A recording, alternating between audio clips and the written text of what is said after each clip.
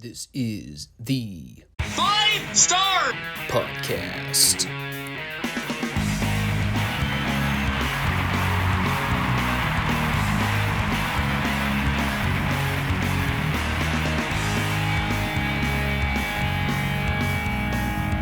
Let me talk to you.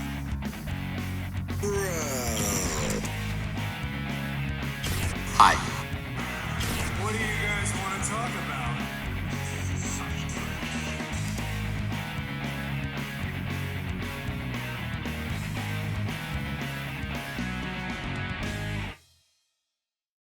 Thanks, guys. Back to you.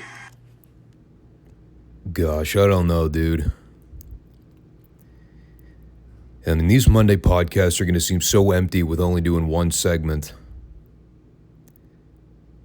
I mean, I seriously contemplated adding like a WWF Superstars review or something just to make the show look more complete. But, no, truth be told, I actually kind of liked having a little bit of downtime this weekend to relax and not have to think about anything. I actually got to read a book in its entirety. God, when's the last time I got to sit down to read? It's been at least 3 years. So we're going to keep this one short and simple. No weekend PLEs or WWF Retro pay-per-views on this go-around. I mean, AEW had a pay-per-view, but we're not going to talk about them. So it's Retro Raw and Raw only. And if things don't pan out with this NXT thing by January, oh my God, I've already got a backup plan in my head for what we'll do in terms of a replacement segment for the NXT reviews. Been thinking about the possibilities of how WWE could even resolve those issues with the archive footage.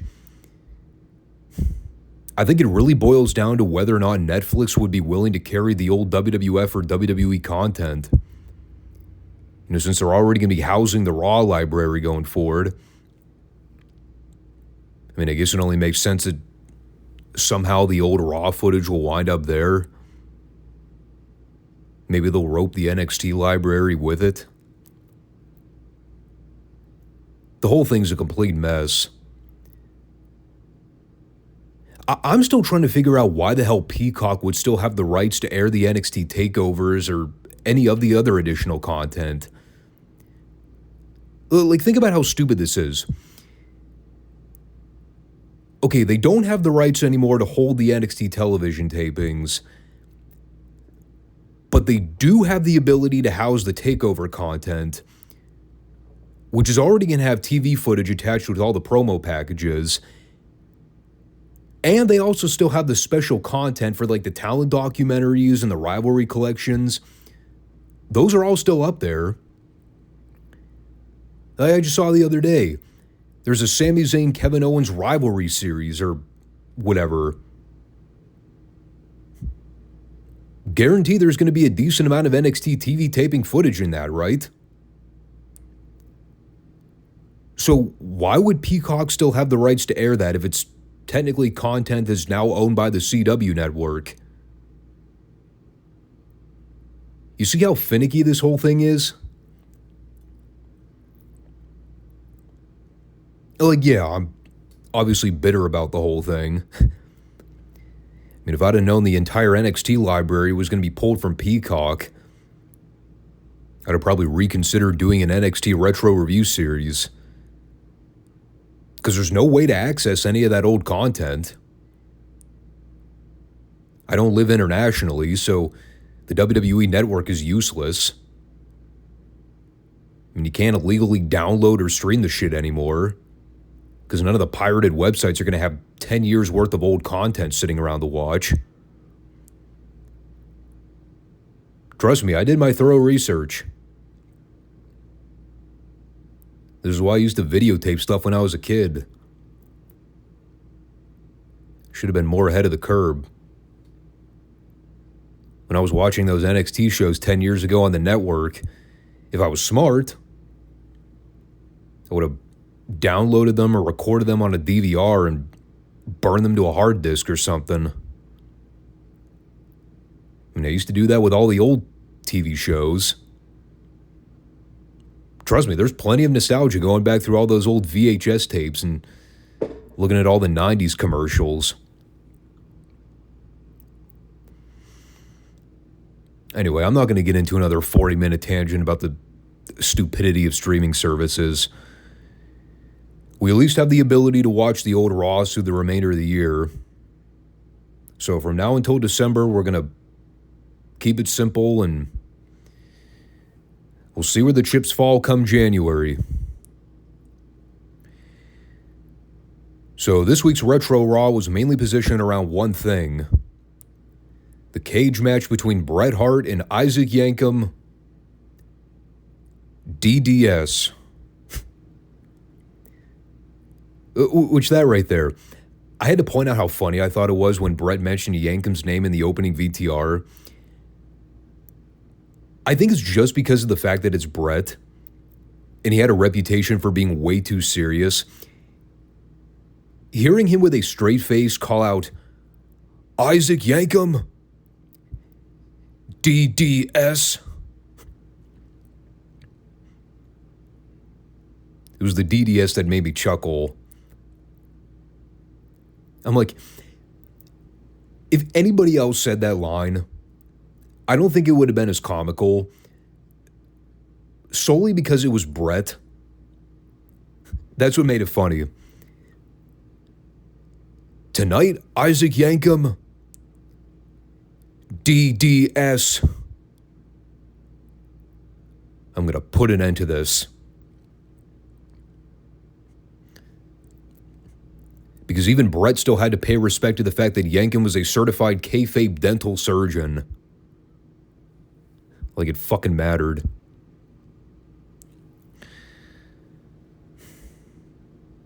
So anyway, you know how last week I spent like 10 minutes talking about how much better these shows have been? And I kind of traced it back to the conversation about how Bill Watts had come to the WWF as a creative head at one point in 95. I noticed they were cutting back on a lot of the hokey comedy and the dumb gimmicks.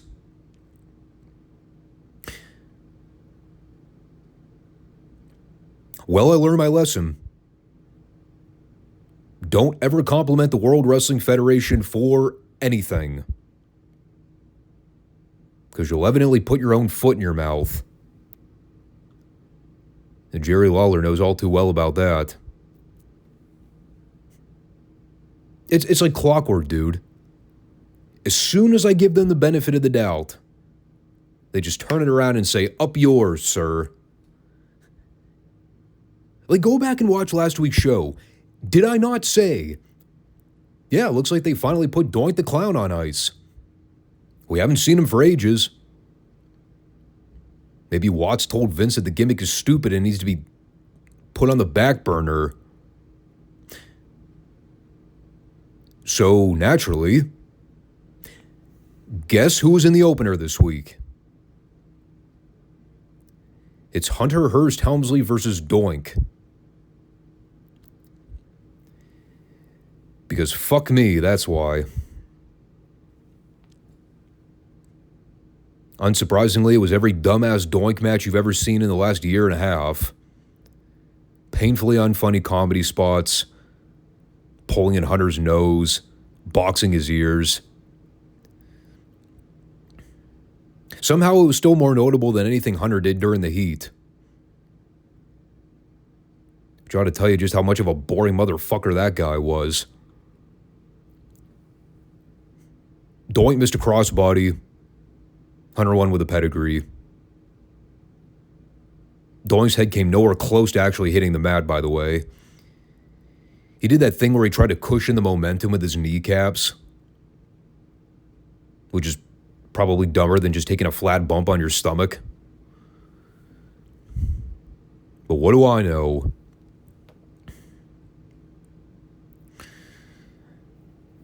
So, yep. They were right back to normalcy this week. I guess Watts gave his notice. Just immediately. immediately reverting right back to the typical 1995 Vince McMahon WWF booking. And of course, no sooner should I say that, they had the Brooklyn Brawler in a split screen with Hakushi talking about baseball. Because, you know, the story is Hakushi doesn't know anything about American sports. And or he doesn't even speak English, so he probably had no idea what Lombardi was even talking about.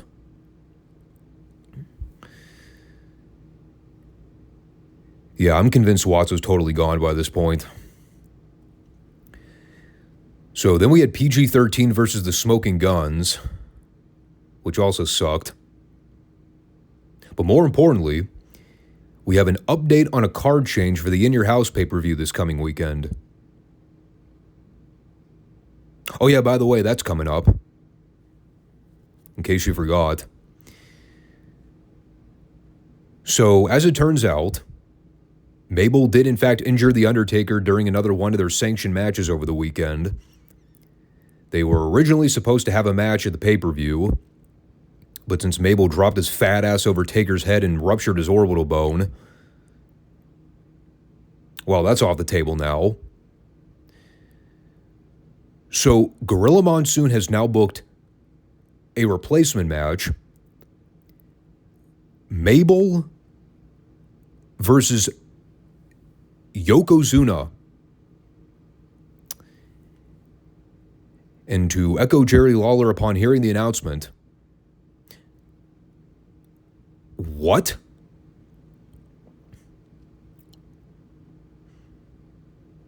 No, I'm serious. What?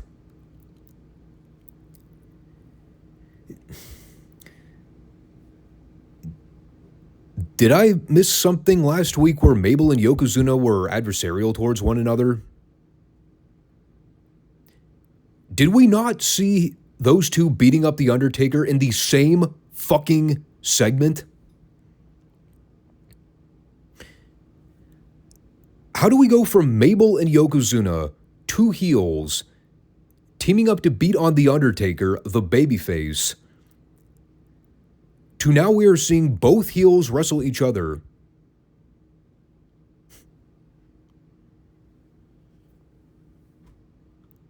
I mean, even Gorilla's explanation made no sense.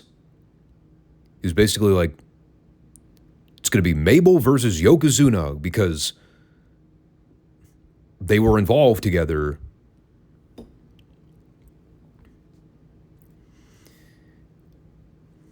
Translation: Vince got a hard-on for wanting to see two big fucks wrestle each other again. It's like BBM porn for Vince. Only we, the audience, are forced to buy tickets to see it. That's some real fucked up logic there.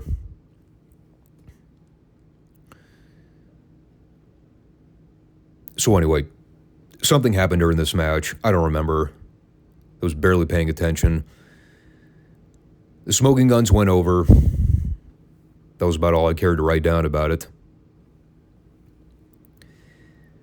They also aired a quick pre-tape from WWF Tour de Force, which I believe was a house show tour they were running in France during this time.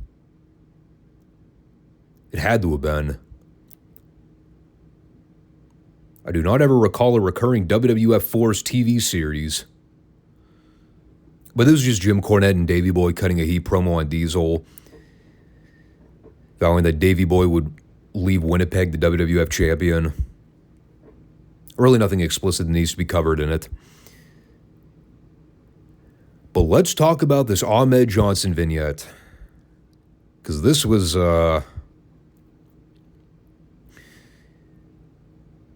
something else. I can't remember when it was. There was a show we did a month or so back where I started scouring the In Your House library and I saw Ahmed Johnson's name pop up for one of the cards. Remember, I was like, oh, fuck. I forgot he's debuting soon.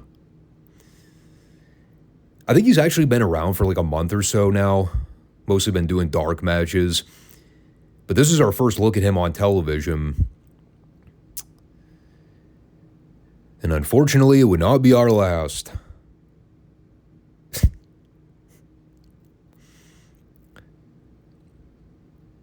Okay, I shit you not. I'm not jacking around, I swear. I watched this fucking pre-tape like 6 times in a row. I could barely make out what Johnson was saying after round 5. I was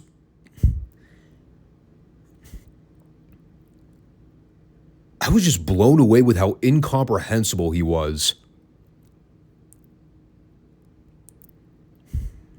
Now, before we talk about Ahmed briefly, I may as well kill some time while we're only reviewing Raw here. It's not like I'm on a time crunch or anything. First of all, I have to play you the soundbite here, just so you don't think I'm crazy. I recorded this audio in full. This was the very first pre-tape they aired of Ahmed Johnson on WWF television in 1995.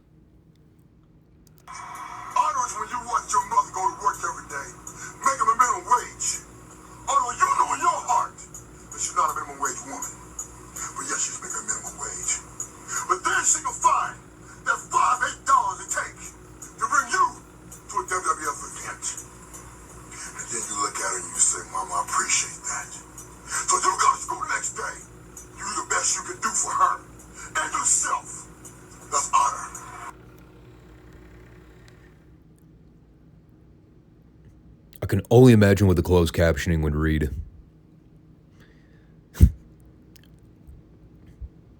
All right, so obviously I'm being a bit of a douchebag here.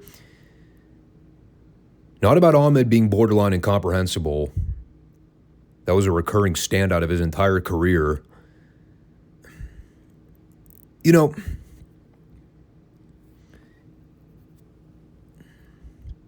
it's sad because on the one hand, you hate to disparage somebody who's already been rung through the ringer a million times over. I don't think I've ever in my life heard one positive review or take on Ahmed Johnson's in-ring career. And like, okay, I watched him growing up, so I'm a bit biased. I never thought all that highly of Ahmed as a kid. I didn't hate him or anything, but it was like, nah. The biggest compliment you hear from experts in the business is that the guy was physically built like a monster. Jacked to the gills. Probably to an unhealthy extent. Because I even remember, like when I went back years later and saw how old he was by the time he actually debuted, wasn't he in like his mid-30s? 34, 35? Something like that? I mean, he definitely wasn't young. And of course, right around the time he shows up, it's during the height of all the steroid scandals. So a guy like Ahmed drops in from out of nowhere and starts getting a push. You're like, what the fuck are we doing here? I'm hoping if things go according to plan, we'll actually get a chance to review some of his stuff in 96 and 97. Not that there's anything to look forward to in that 2-year time span. But let's just call it as it is. The guy was never any good. Christ, fucking Stevie Ray's buried him in interviews over the years. Couldn't work. Couldn't talk. Both in and out of character. Super reckless in the ring. And that'll be the thing we have to pay special attention to as we go through his timeline of matches. Like, how often do we see Ahmed physically hurt somebody for being a reckless, dangerous worker? It'll be a frequent occurrence. And of course, this is all hindsight after having watched him. On the surface, it wasn't a horrible pre-tape, but like, if we're talking about it in a vacuum, didn't really do anything to establish who he was or why we should care about him. It was just Ahmed talking about being from a lower middle class family and having to pull himself up by the bootstraps. Really didn't make it that obvious. And he just talked about his mom. There's only so much you were going to get out of a 30-second pre-tape. But it was a bad sign of things to come. Speaking of bad signs of things to come, boy, this is turning into the FSWR The Dirt Sheet edition. In all honesty, it's more interesting than talking about a bunch of boring squashes that nobody gave a fuck about. So they had Dean Douglas taking on some random job guy. I don't even know if they gave him a name. He did have tights on the back that read, Hot Bod, which I openly cackled at. But this is where we heard the news. And for those who knew ahead of time, well, it wasn't groundbreaking.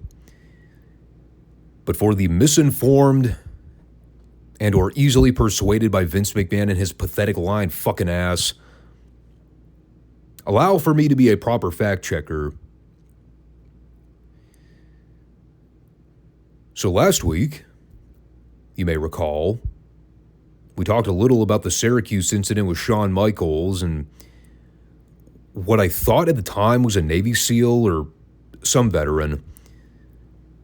Upon further investigation on my end, it was actually a Marine veteran. And basically the story goes, Shawn was being a dick, like he had a tendency to be around this time. Probably had a little too much liquor in his system. He and a couple of the boys went out for drinks that weekend during one of the house show tours. I believe the accurate story is that he tried to hit on a girl, but it turns out she was dating the same Marine veteran that Shawn wound up getting into the altercation with. And again, the key phrase in all this, Shawn Michaels, the unprofessional dick,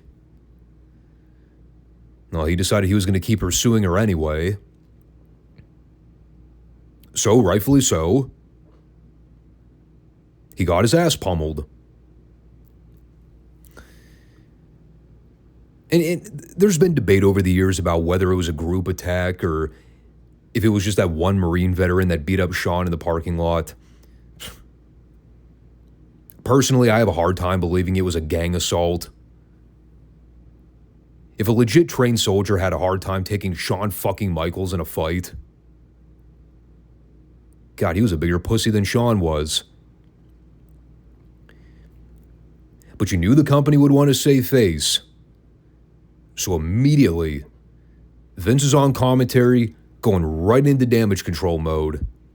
He's making Shawn the sympathetic babyface. That it was an unpremeditated assault.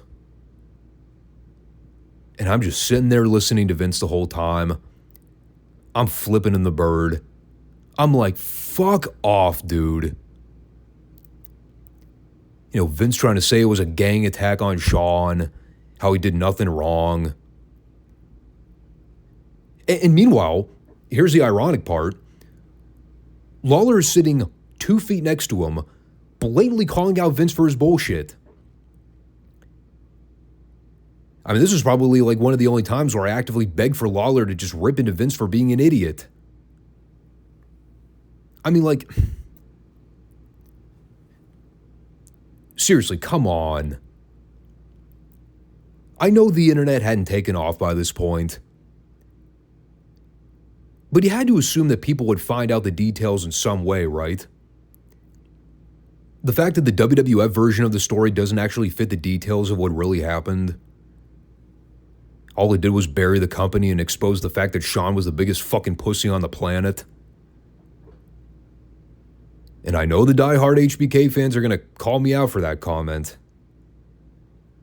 Whatever, I don't care. The guy was an asshole. He got what was coming to him.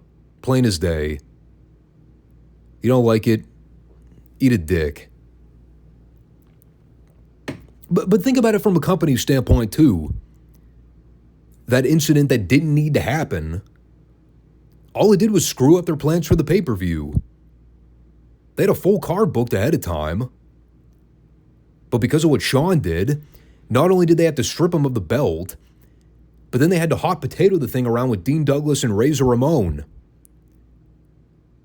which pissed off Douglas as a result. And that got him into hot water with the company when he went around and complained about it. And all because Shawn was a raging egomaniac that couldn't keep it in his pants.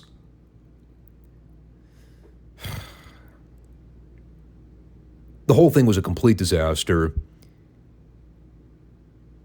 And yet, they still had Shawn on the fucking phone line talking about how, oh, I was a victim of circumstance, and oh, woe is me. Everyone's out to get me.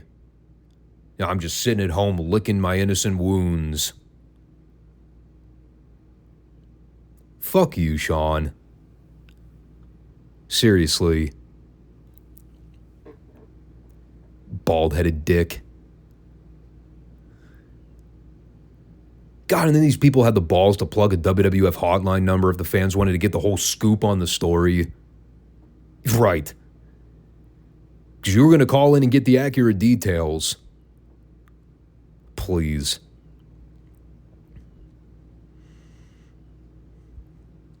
Oh, and by the way, just for historical context, I never knew about this until like 5 years after it happened. Because I wasn't reading New York news.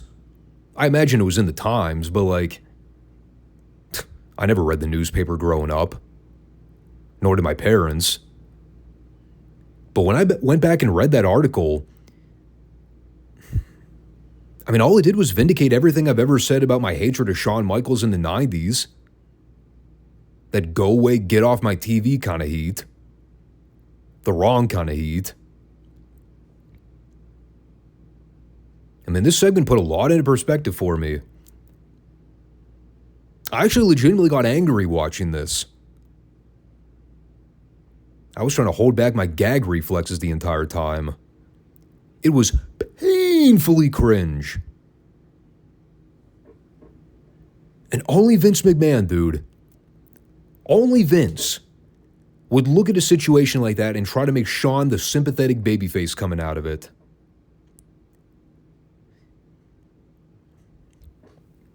Unreal. There's absolutely no way you can make that work in 2024. If that same thing happened today, you have to turn the guy heel. There's no cover-up. If you're one of the boys and get into a fight with somebody outside the company, if you don't walk away from that fight unscathed, you're a heel. I don't care.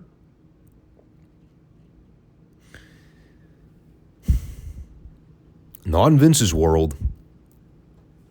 No, only Vince McMahon could present Shawn as a sympathetic babyface after getting his ass beaten in a parking lot in Syracuse, New York. Christ. No wonder Bill Watts didn't stick around. So now that my blood is boiling past the breaking point, what do you say we talk about this cage match with Bret Hart and Isaac Yankem?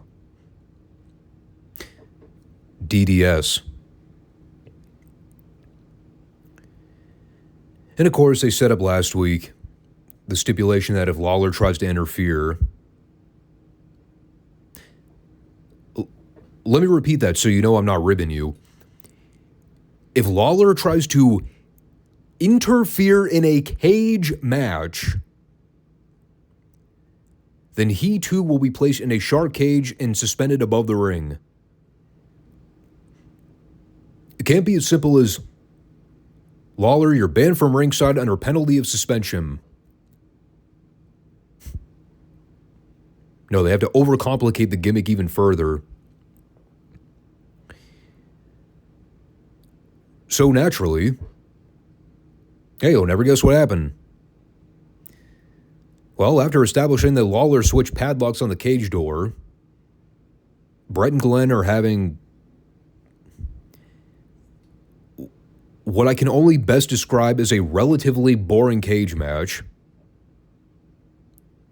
I mean, they're taking bumps and everything, but it's not on the level of what Owen and Bret were doing in their cage match at SummerSlam last year.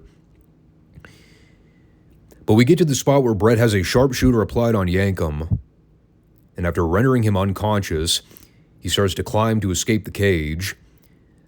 But Lawler, ever the brilliant mind, tries to cut him off at the pass. So immediately he gets swarmed by officials as they try to wrestle him into the shark cage.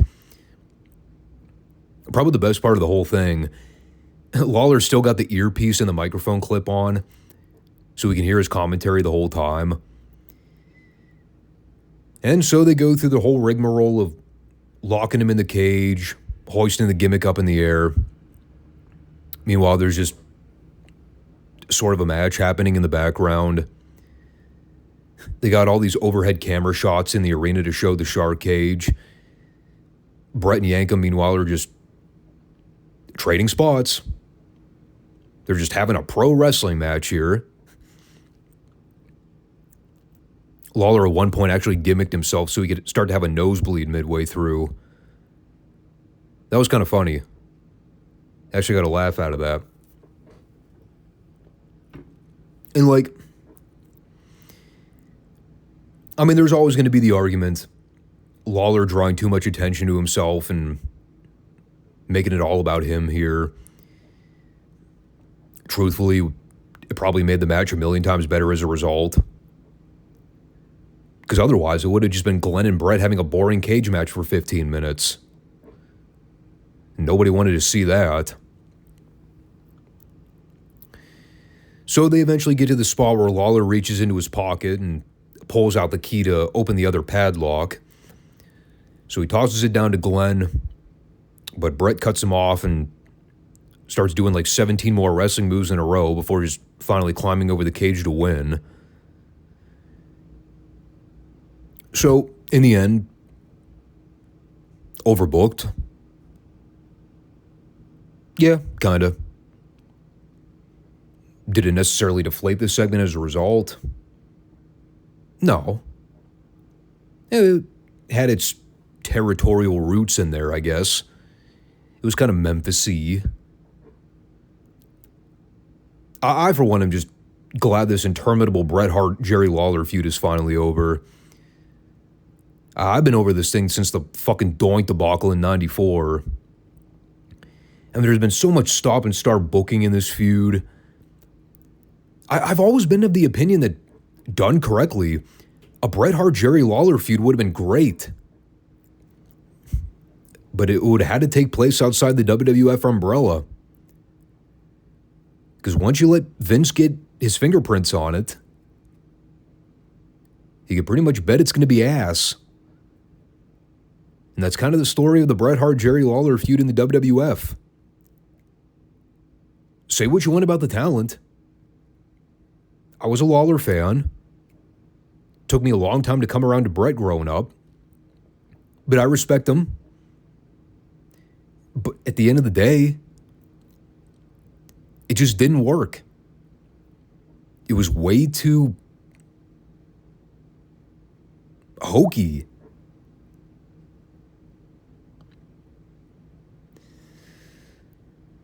So Bret wins. Great. At least this gets him set up for the feud with Diesel and away from all the other mid-card goofy crap. I think they still keep Isaac Yankem around through early 96. At which point we'll start to see them phasing him into the fake Diesel gimmick, which was equally terrible. And before you know it, Kane will be born. But that is a long time from now. But that was Raw. And it was Retro Raw in 1995. Back to the norm. That was my consensus after having watched the program. Whatever magic they had bottled up from that last month, they completely lost it this week. This was vintage bad WWF in 1995. The cage match being the only redeeming factor in some elements, mainly due to Lawler being a great heel. The match itself was nothing to write home about. It was all about the angles. But next week, we'll have In Your House 4, the hot mess of a car that became, and then we'll also cover the Fallout episode of Raw, so it will be a fuller-length Monday show. Hopefully I made up for the shorter podcast this week by taking a deeper dive into the backstory of a lot of that Shawn Michaels stuff in Syracuse. Trust me, I was barely scratching the surface too. I'm sure I'm missing a lot of detail. I guess it really boils down to this. Remove my hatred of Shawn during this period. Was I really surprised to see it happen? Not really. Given the way he was acting around this time off camera, the reputation he'd stirred up, it was only a matter of time. The guy was just unprofessional and out of control.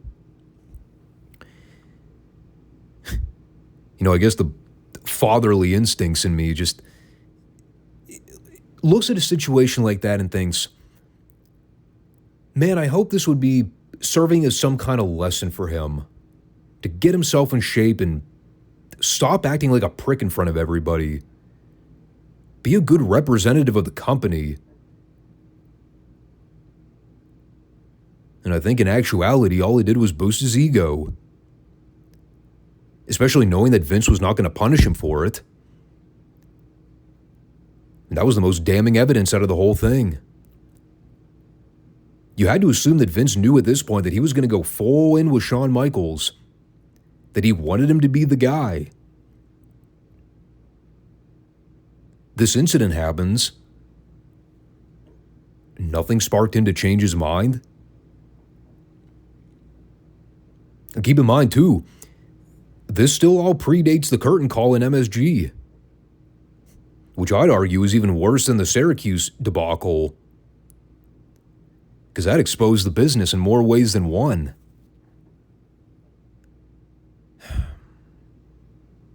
But then I look back at the curtain call and I think, all that did was kind of solidify the fact that Shawn was untouchable. There's a lot we could talk about with this, but yeah. We've now entered the period with the WWF where Shawn's ego is going to run rampant all over this company. And look, you have to understand from my point, it's going to be really difficult for me to review this period of the business and not rip into Shawn. I hope you understand that going forward. I mean, I'm going to try my best to be impartial with how I review this program going forward, but it's going to be really difficult for like this point through 98. Because how else do you address it? How else do you review Shawn Michaels around this period and not talk about the way he acted? On camera and off camera.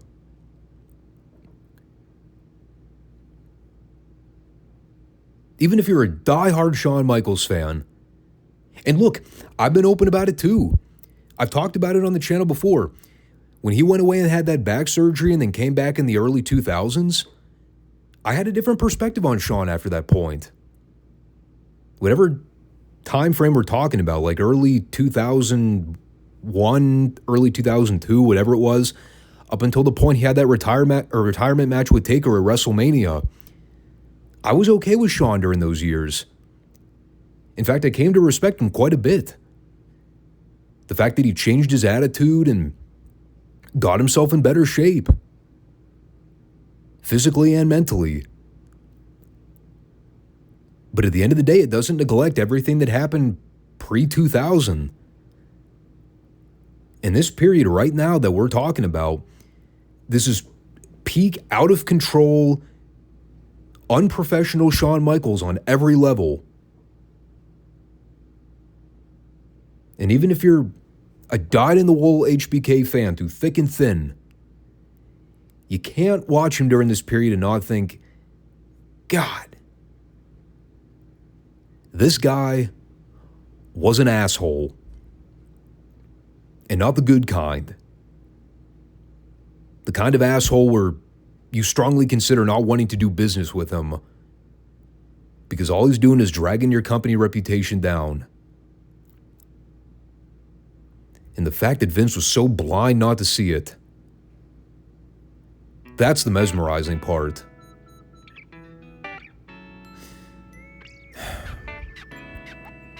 I could go on for hours, dude.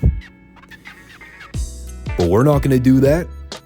We're going to wrap it up on that note and come back next week to talk about In Your House and the follow-up edition of Raw. But we will be back in the meantime this Friday for all the territorial coverage, so make sure you stop back to check out that show. As always, I thank everybody for supporting the channel here on Rumble and YouTube. And we'll catch you guys soon. Take care. Peace out.